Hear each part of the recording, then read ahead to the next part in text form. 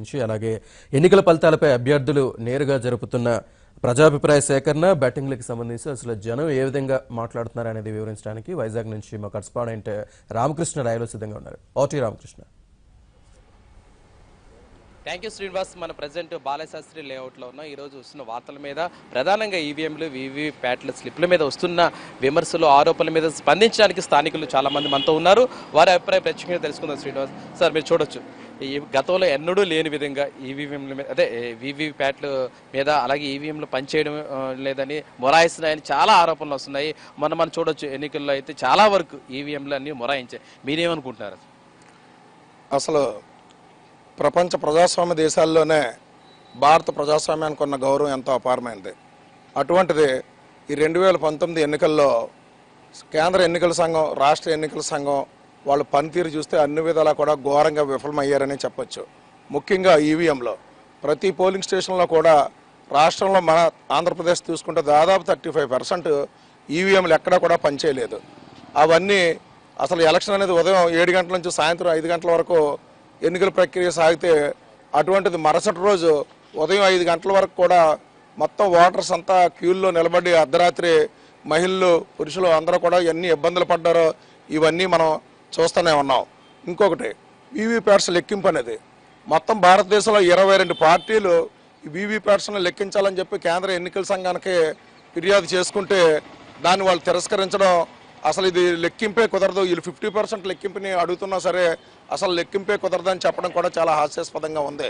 ముఖ్యంగా మన భారత ఐటీ నిపుణులు హరిప్రసాద్ గారు తెలుగుదేశం పార్టీ తరఫున వాళ్ళతో డిస్కషన్ చేయడానికన్నా వెళ్తే, ఎప్పుడో ఇతని మీద ఏదో ఈవీఎం చోరీ అలాంటి కేసులు ఉన్నాయని చెప్పి ఆయనతో మాట్లాడకుండా ఆయన తిరస్కరించి పంపించడం కూడా చాలా చెప్పుకోదగ్గ విషయం. ఈ హరిప్రసాద్ గారిని ప్రపంచ దేశాల్లోనే ఎన్నో ఈ సదస్సులకి ఆహ్వానించి ఆయన తాలూకా సూచనలు, సలహాలు తీసుకుంటుంటే మన ఎన్నికల సంఘం తిరస్కరించడం కూడా చాలా పొరపాటు. ఇకపోతే అసలు ఎన్నికలు మొదలైన మొదటి దగ్గర నుంచి కూడా ఈ డేటా చోరీ, ఫార్మ్ 7, ఇంకా ఓటర్లంతా కూడా గల్లంతో, ఇటువంటివన్నీ కూడా ఎన్నికల సంఘం ప్రతిదీ కూడా ఫెయిల్యూర్ చేసుకుంటూనే వస్తుంది. ఇప్పటివరకు కేంద్ర ప్రభుత్వం ఇన్కమ్ ట్యాక్స్ని, ఈడీని రకరకాలుగా వాళ్ళందరినీ వాడుకొని ఈ అన్ని పార్టీలని భయభ్రాంతులు చేస్తుంది అనుకున్నాము.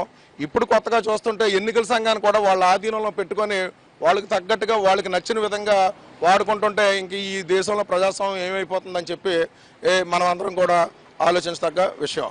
ఇంకా ఈ వీవీప్యాట్లు, ఈవీఎంల విషయంలోనే అందరూ పేపర్ బ్యాలెట్కే పోదాం అని చెప్పి 22 పార్టీలు అభ్యర్థిస్తుంటే వాళ్ళు తిరస్కరిస్తున్నారు. ప్రపంచ దేశాల్లో ఎన్నో దేశాలు, మనకంట పాశ్చాత్య దేశాలు కూడా ఈరోజు పేపర్ బ్యాలెట్కి, జర్మనీ ఇలాంటి దేశాలన్నీ కూడా పేపర్ బ్యాలెట్కి పోతున్నాయి. మరి మనం ఎందుకు ఈ పేపర్ బ్యాలెట్ని తిరస్కరిస్తున్నాం? అసలు ఓటర్ అనేవాడు ఓటేసేటప్పుడు ఈవీఎం తాలూకా పనితీరు, దాని మీద నమ్మకం ఉన్నప్పుడే తను వేసే ఓటుకి గౌరవం, అది నమ్మకంగా వెళ్తుంది ఫలానా ఓళ్ళకని చెప్పేసి నమ్మకంగా ఓటేయాలి. అటువంటిది రాజకీయ పార్టీలకే ఈ ఈవీఎంల మీద, వీవీప్యాట్స్ మీద నమ్మకం పోతే ఇంకా ఓటర్కి ఏ విధమైన నమ్మకం కలుగుతుందని చెప్పి కూడా మనం ఆలోచించాలి.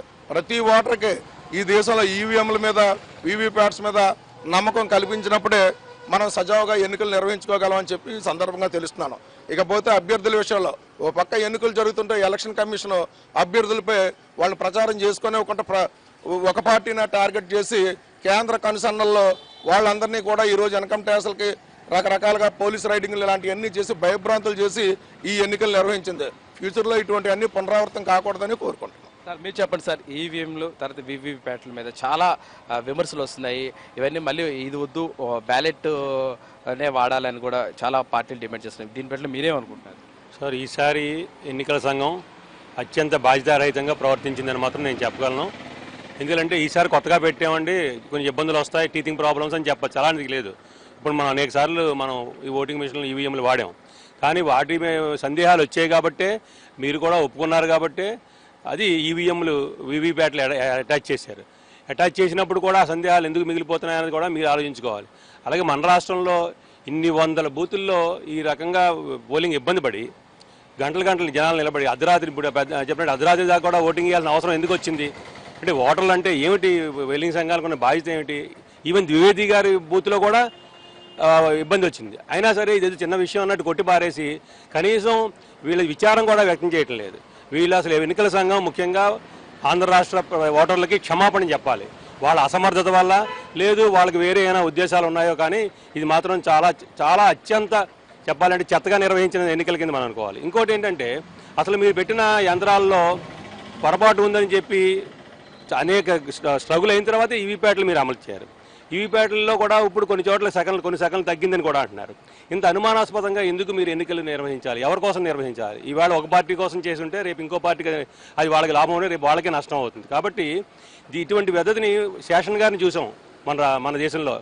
అత్యంత అద్భుతంగా ఎన్నికలు నిర్వహించి చాలా పారదర్శకంగా నిర్వహించాడు, ఒక పద్ధతి పెట్టాడు. అలాంటిది మీరు దీన్ని డైల్యూట్ చేశారు. అయితే ఈ కేంద్ర ప్రభుత్వం వచ్చిన తర్వాత కూడా అన్ని వ్యవస్థలు నాశనమయ్యాయి అనుకున్నాం. భారతదేశంలో కనీసం ప్రజా తీర్పు ప్రతిబింబించే ఇది కూడా నాశనం చేసేయగలిగారు అని మాత్రం మనకు అర్థమవుతుంది. ఇప్పుడు 50% అడుగుతున్నాం.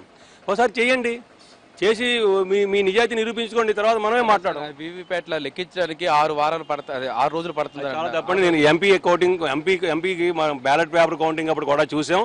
అది మనకు తెలుసు. కొన్ని సందర్భాల్లో మేము పాల్గొన్న సందర్భం ఉంది. ఎంపీ కూడా మన్నాడు సాయంకాలానికి మనం పూర్తి బ్యాలెట్ పేపర్లు రిజల్ట్ తీసుకొచ్చిన రోజులు ఉన్నాయి. అందుకని ఆ విషయంలో నైపుణ్యం ఉన్నవాళ్ళు ఉన్నారు. మనమే కొత్తగా ఇవాళ ఎన్నికలు మొదలట్లేదు. అంటే వాళ్ళ చేతకాని దానానికి అప్పిపుచ్చుకోవడానికి అనేక కుంటి సాకులు చెప్పడం అది అసలు భారతదేశ ఎన్నికల కమిషన్కి, అత్యంత ప్రజాస్వామ్యం దేశంలో ఎన్నికల కమిషన్కి తగదు.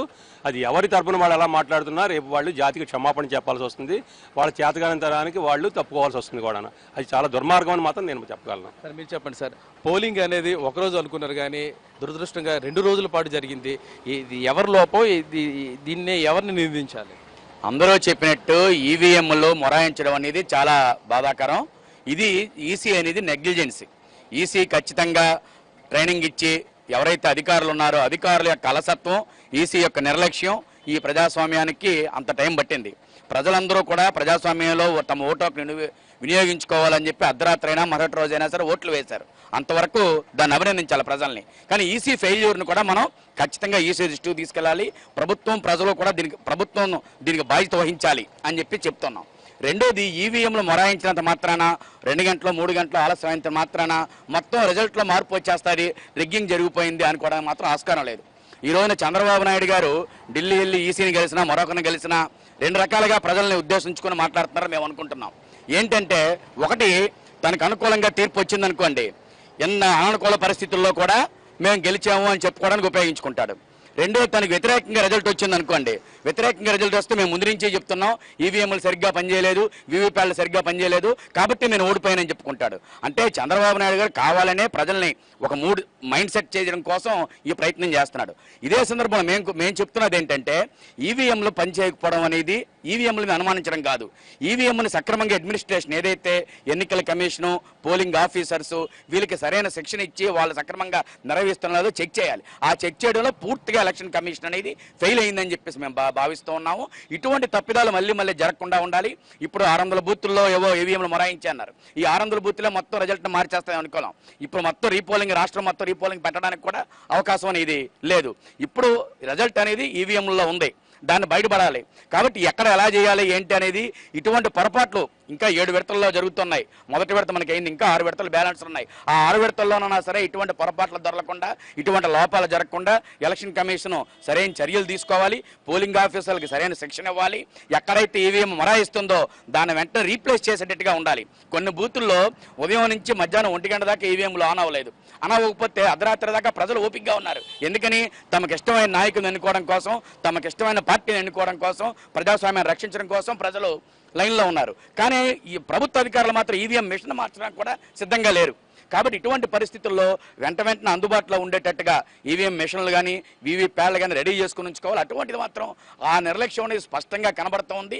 కాబట్టి ఎలక్షన్ కమిషను ప్రజలకి క్షమాపణ చెప్పాలి అని చెప్పేసి మేము డిమాండ్ చేస్తున్నాం. ఇటువంటి పొరపాట్లు మళ్ళీ దొరకకుండా తగిన జాగ్రత్తలు తీసుకోవాలని చెప్పేసి కూడా మేము డిమాండ్ చేస్తాం. సార్, ఇది ఎన్నికలు ఒకేసారి తెలంగాణలో కానీ ఆంధ్రాలో కానీ జరిగింది.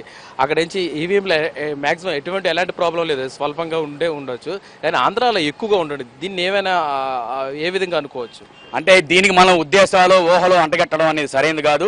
కొన్ని చోట్ల ఆంధ్రప్రదేశ్లో కూడా 170% చోట్ల బాగానే పనిచేశాయి, 30% పని చేయలేదు. అదే చెప్తున్నది ఈసీ నిర్లక్ష్యం అని చెప్తున్నాం. ఇందులోని తెలంగాణలో పనిచేసాయి, ఆంధ్రాలో పనిచేసాయి, ఒరిస్సాలో పనిచేసాయి అనేమో కావాలని చేశారా అనేది కూడా కాదు.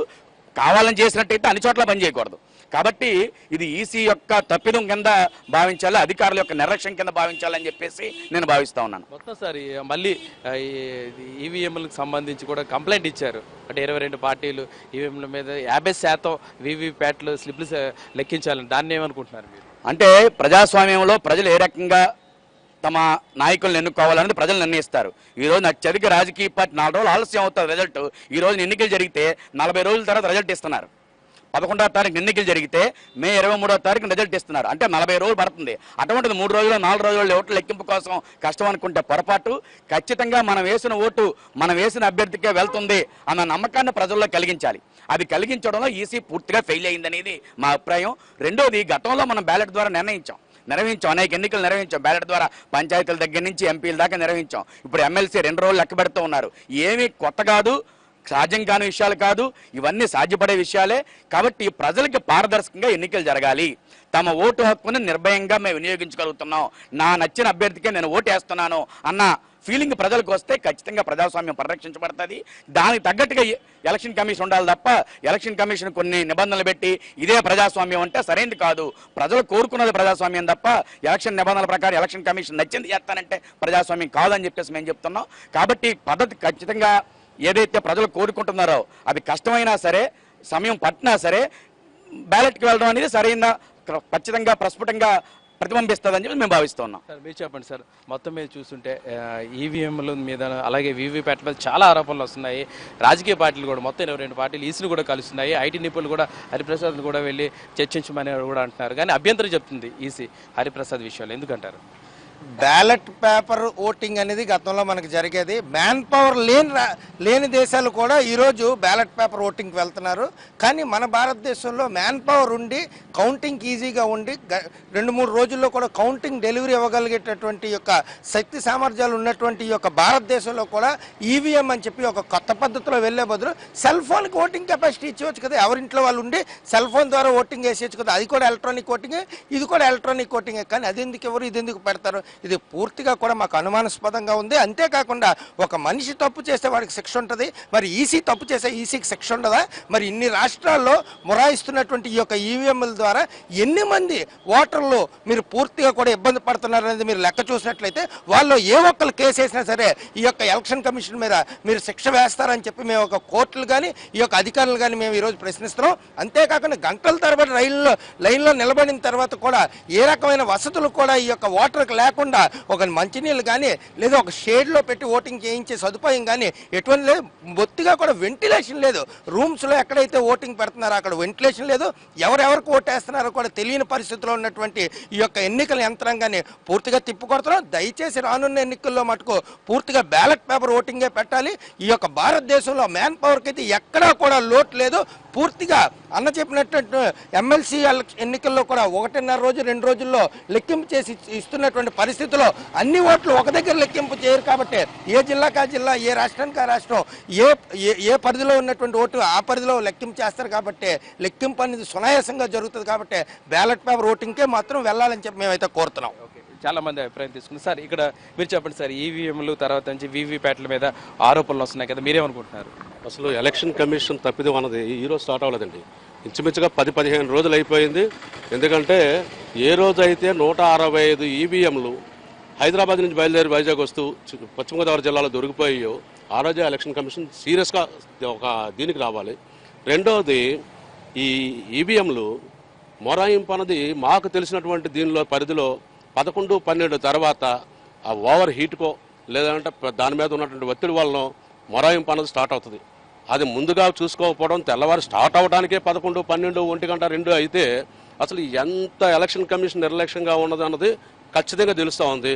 రెండవది, కొన్ని చోట్ల అయితే ఒక ఈవీఎంకి ఇచ్చినటువంటి గడువు ఏదైతే 7 సెకండ్లు ఉందో 1-2 సెకండ్లో క్లోజ్ అయిపోయినటువంటి సందర్భాలు కూడా ఉన్నాయి.